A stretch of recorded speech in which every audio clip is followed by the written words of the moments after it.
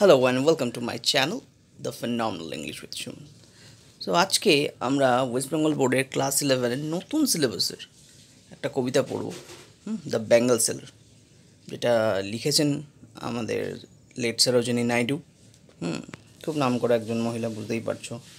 ইন্ডিয়ার স্বাধীনতা সংগ্রামের সাথেও কিছুটা নাম ওনার জড়িয়ে রয়েছে, যেহেতু তার বংশের কিছু মানুষ এর সাথে ফ্রিডম ফাইটের সাথে যুক্ত ছিলেন। যাই হোক, তো মেন কথায় আসা যাক। তো সরোজিনী নাইডুর লেখা এই বেঙ্গল সেলার, বাংলায় তাহলে চুরি বিক্রেতা, এটা আমরা আজকে পড়ব। সো দ্য বেঙ্গল সেলার কি বলছে দেখো। Bengal sellers are we who bear our shining loads to the temple fair, who will buy this delicate, bright, rainbow-tinted circle of light, lustrous token of radiant lives, for happy daughters and happy wives. তো প্রথমেই যেন মনে হচ্ছে Bengal seller বা চুরি বিক্রেতারা নিজেদেরকে একটু ইন্ট্রোডিউস করছে, যে তারা কি, তারা কোথা থেকে এসছে বা তারা কি বিক্রি করতে চাইছে। তারা হচ্ছে বেঙ্গল সেলার। তারা মন্দিরে মন্দিরে বা বিভিন্ন মেলাতে গিয়ে তাদের শাইনিং লোডস, এই শাইনিং লোডস কিন্তু একটা সিম্বল। কিসের সিম্বল? শাইনিং লোডস বলতেই বোঝায় এই চুড়ি, এবং সেখান থেকেই আরেকটা জিনিসকে সিম্বলাইজ করে। শাইনিং লোডস, খুব চকচকে বোঝা, তাই না? লোডস বলছে কারণ এটা ওদের একটা পণ্য, ওরা বিক্রি করে। আর এই শাইনিং লোডসগুলোই অন্যের চোখে মুখে একটা শাইন নিয়ে আসে, আনন্দ নিয়ে আসে। তো বলছে কি দেখো, যে এই শাইনিং লোডসগুলো আমরা বিক্রি করে থাকি টেম্পল ফেয়ারে করে। যত মন্দির আছে, তখনকার দিনে একটা সময় ছিল যে যে কোনো জিনিস, এই ধরনের জিনিস, গয়নাগাটি, এগুলো হাটে বাজারে পাওয়া যেত। মানে এখনকার মতো সব কিছুর জন্য আলাদা আলাদা দোকান তখন তো ছিল না, তখন হাটে পাওয়া যেত, মেলা, হাট, এই ধরনের জিনিস।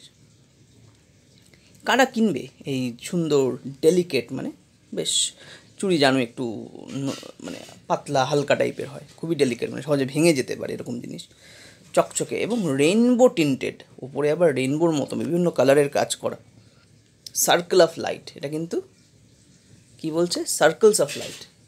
তো চুড়ি কীরকম হয়? গোল। চুড়ি হয় গোল, আর সার্কেল যেহেতু বলছে, আর লাইট, কারণ এত কালার আছে। আর চুড়ি দিয়ে দেখবে একটা চুড়িতে আলো পড়লে ওর থেকে যেন আলো রিফ্লেক্ট করে, একটা সুন্দর, যেহেতু কাচের হয়। তো সেটাকেই বলছি রেইনবো টিন্টেড, এটাকে সিম্বলাইজও করছে, আবার একই সাথে একটা ইম্যাজেরিও ইউজ করছে। ইম্যাজেরি তোমরা বোঝো। ইম্যাজেরি মানে হচ্ছে কবি যখন কোনো শব্দ বা কোনো ফ্রেজ, বাক্যের একটা অংশ এমনভাবে ইউজ করে যেটা পড়ে আমরা, আমাদের মনে মনে কিছু ফিলিংস হয়। মানে আমি ধরো বললাম খুব কনকনে ঠান্ডা, এটা শুনেই তুমি বুঝতে পারবে বাবা খুব বড় ঠান্ডা হয়তো পড়েছে, হেভি। তো এটাকে বলা হয় ইম্যাজেরি। আবার সেরকমই বললাম খুব চকচকে একটা কিছু, তাহলে সেটাকে দেখে তুমি মনে মনে ইম্যাজিন করলে পারে খুব ব্রাইট হবে নিশ্চয়ই, জিনিসটা উজ্জ্বল হবে। তো এগুলোকে বলা হয় এক কথায় ইম্যাজেরি, IMAGERY। তো ইম্যাজেরি অনেক ধরনের আছে, একদম ডিটেলস ইম্যাজেরির কথা বলবো। তো এটা আমাদের কাছে যেহেতু আমাদের চোখে ভাসছে জিনিসটা, এমন একটা উদাহরণ দিয়েছে যেটা আমরা ভাবছি যে আচ্ছা রেইনবোর মতো দেখতে হয়, তাহলে এটা হচ্ছে আমাদের অপটিক ইম্যাজেরি, ভিজুয়াল ইম্যাজেরি, তাই না? চোখে দেখতে পাই বলে এটাকে বলা হবে ভিজুয়াল। মানে যেই আমরা শুনলাম রেইনবো টিন্টেড, তো আমরা মনে মনে বুঝতে পারলাম যে আচ্ছা কালারটা এমনই হবে, রেইনবোর মতো চকচক করবে। দেখা যায় না সিডির গায়ে আলো পড়লে যেমন লাগে, চুড়ির গায়েও অনেক সময় আলো পড়লে ওরকম বোঝা যায়। আর এইগুলো কাদের জন্য? এই সব চুড়ি টুড়িগুলো happy daughters and happy wives, মানে চুড়ি কিন্তু সব বয়সের মহিলারাই পরে থাকেন, ঠিক আছে? চুড়ি একদম কম বয়সের মেয়েরাও পরে, আবার যারা মিডল এজ, যারা আরও তার থেকেও বেশি বয়স, তারা কিন্তু চুড়ি পরে। তাহলে চুড়ি সব বয়সের মহিলাদেরই একটা পার্ট, জীবনের সব বয়সের মহিলাদেরই একটা খুব সহজ সরল একটা অলংকার, তাই না? এটা আমরা বলতেই পারি। তো যাই হোক, এরপরে কি আসছে? এরপরে যেটা আসছে যে সামার মেড ফর মেডেন সৃষ্ট। তো সেকেন্ড স্ট্যান্ডায় শুরু হয়ে যাচ্ছে যে কাদের কাদের জন্য। এখানে আমাদের বেঙ্গল সেলার একটা মহিলার জীবন চক্রটাকে বুঝিয়েছে। একটা মহিলার যে জীবন চক্র, তাকে কতগুলো যে রোল প্লে করতে হয়। আমরা তো জানি একটা বাচ্চা বা একটা মেয়ে যখন জন্মালো, সে কখনো বাড়ির মেয়ে, তারপরে বড় হলো কোনো অন্য বাড়িতে তার বিয়ে হয়ে গেল, সেই বাড়ির স্ত্রী, সেখানে তার সন্তান সন্ততি হলো, হ্যাঁ হাজব্যান্ড তো আছেই, তাদের সাথে তাদের যে কানেকশান বন্ডিং, তো অনেকগুলো রোল একটা মেয়েকে প্লে করতে হয়। তো একটা উইমেন লাইফের যে কটা স্টেজ আছে, প্রত্যেকটা স্টেজ যেন কিছু কিছু রঙের চুড়ি দিয়ে ভালো করে সিম্বলাইজ করা যায়।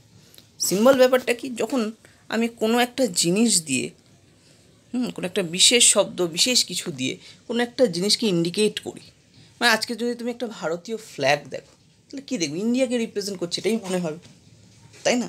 সেরকমই প্রত্যেকটা এই যে শর্ট ফর্ম জিনিসের হয়, বা প্রত্যেকটা জিনিসের কিছু কিছু নাম থাকে, আমরা অন্য নামে ডেকে থাকি, ঠিক আছে, সেইটা হচ্ছে তার সিম্বল।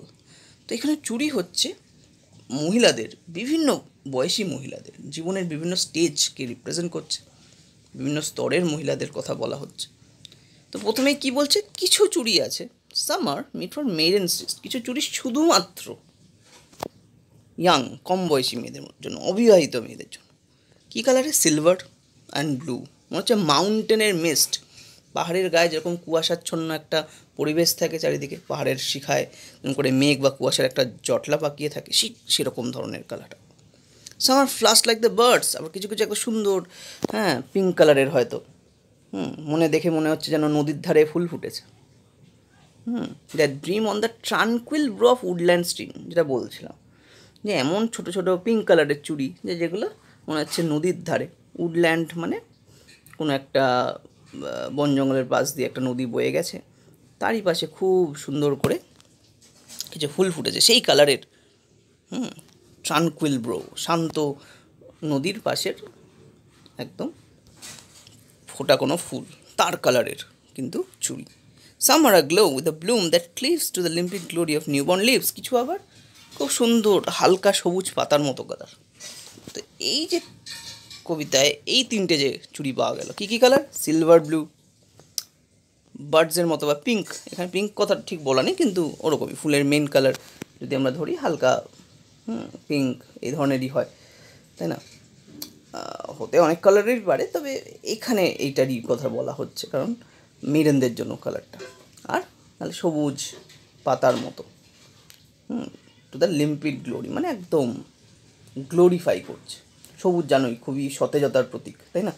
তো সেই ধরনের এই তিন ধরনের চুড়ি কিন্তু কাদের জন্য, তাহলে মেডেন মানে কম বয়সী ইয়াং মেয়েদের জন্য। এরপরে কি চলে আসছে, এরপরে চলে আসছে আমাদের summer fields of sunlit corn. তো summer fields of sunlit corns বলছে। তো কিছু এই চুড়িগুলো কাদের জন্য, এই চুড়িগুলো হচ্ছে meant for a bride on her bridal morn. তো কিছু চুড়ি আছে যেটা একদম কর্নফিল্ড যেমন হয়, হলদে, সূর্যের আলো পড়ে আরও গোল্ডেন গোল্ডেন দেখতে লাগছে, সেরকম কালারের চুড়ি। এটা কাদের জন্য, এইটা হচ্ছে যেই মেয়েটার আজ বিয়ে তার জন্য, যেই মেয়েটার বিয়ে হয়ে গেছে, যেই মেয়েটার বিবাহ জীবন শুরু হয়ে গেছে, দাম্পত্য জীবন শুরু হয়ে গেছে, তাদের জন্য সবে সবে শুরু হয়েছে। তো এই একদম ডার্ক হলুদ বা গোল্ডেন যাই বলো না কেন, ব্রাইড মানে বুঝতেই পারছো যারা কোণে, তাদের জন্য। আর some like the flame of her marriage fire, কিছু আছে আগুনের যে কালার বা একটু লালচে হলদে সেই কালারের, মানে খুব ব্রাইট কালার। কারণ মহিলারা দেখেই থাকতে পারো, নর্মালি বিয়ে হয়ে গেলে কী কালার পরে, লাল পরে, হলুদ পরে, কারণ এগুলো খুব শুভ কালার মানা হয়, খুব ব্রাইট, নতুন জীবনের শুরু, নতুন ইচ্ছা ভালোবাসা, এগুলো দিয়ে স্টার্ট হয়। And rich with the blue, with the hue of her heart's desire, tinkling, luminous, tender, clear, like a bridal laughter, bridal tear. কি সুন্দর বলছে দেখো, এই কালারগুলোর মধ্যে তার জীবনে সব কটা পার্ট রয়েছে। কখনো একটু খুনসুটি রয়েছে, কখনো ভালোবাসা রয়েছে, কখনো তার চোখের জল রয়েছে। কেন চোখের জল, কেনই বা ভালোবাসা, কেনই বা নতুন ইচ্ছা, কারণ সে নিজের বাপের বাড়ি ছেড়ে কিন্তু চলে যাচ্ছে, নিজের বাড়ি ছেড়ে সে বিয়ে করে চলে যাচ্ছে, মনে দুঃখ আছে যে নিজের বাড়িকে ছাড়তে হচ্ছে, সেই দুঃখের একটু একটু চোখের জল চলে আসছে, ভারী হয়ে যাচ্ছে চোখ, আবার নতুন জীবন স্টার্ট হচ্ছে, তাও তো আনন্দের। সব মিলিয়ে একটা সুন্দর লুমিনাস, একটা ঝকঝকে তকতকে ক্লিয়ার, একটা সুন্দর মনের আশা নিয়ে গড়ে ওঠা তার জীবন। অ্যান্ড সেই জীবনের জন্য পারফেক্ট কালারের চুড়ি কি, নয় গোল্ডেন, নয় ম্যারেজ ফায়ার, মানে একদম আগুনের যে কালার, লালচে হলুদ বা হলদেটে লাল, যাই বলা হোক না কেন। সেই গেল যারা ইয়াং মেয়ে, যাদের বিয়ে হবে বা হচ্ছে তাদের জন্য। এরপরে আছে summer purple and gold flecked grey. এরপরের কালারটা কিন্তু একটু দেখো অন্য কালারের শেডে চলে আসছে, পার্পল কালার, পার্পল আর গোল্ডের একটু mixed colour. For she who has journey through life midway. এটা কাদের জন্য? জীবনের মিডওয়েতে যারা চলে এসছে, মধ্য জীবনে যারা চলে এসছে, মানে সেই ইয়াং মেয়েটারই বিয়ে হলো, বিয়ে হয়ে সে আজ তার সংসারে ঢুকে গেল এবং সংসারের বেশ কিছুটা সময় সে কাটিয়ে ফেলেছে। সে এখন হয়তো মেবি 2-3 জনের সন্তানের বা সন্ততির মা আসে। তার হাজব্যান্ডকে তার খেয়াল রাখতে হয়, তার জীবনের অনেক কাজ রয়েছে, তার সংসার তাকে সামলাতে হয়, জীবনে হাফ জার্নি সে করে ফেলেছে, ছেলে মেয়েকে বড়ো করতে হবে, এই চিন্তা রয়েছে। কেন দেখো বলছি তো, whose hands have cherished, whose love has blessed.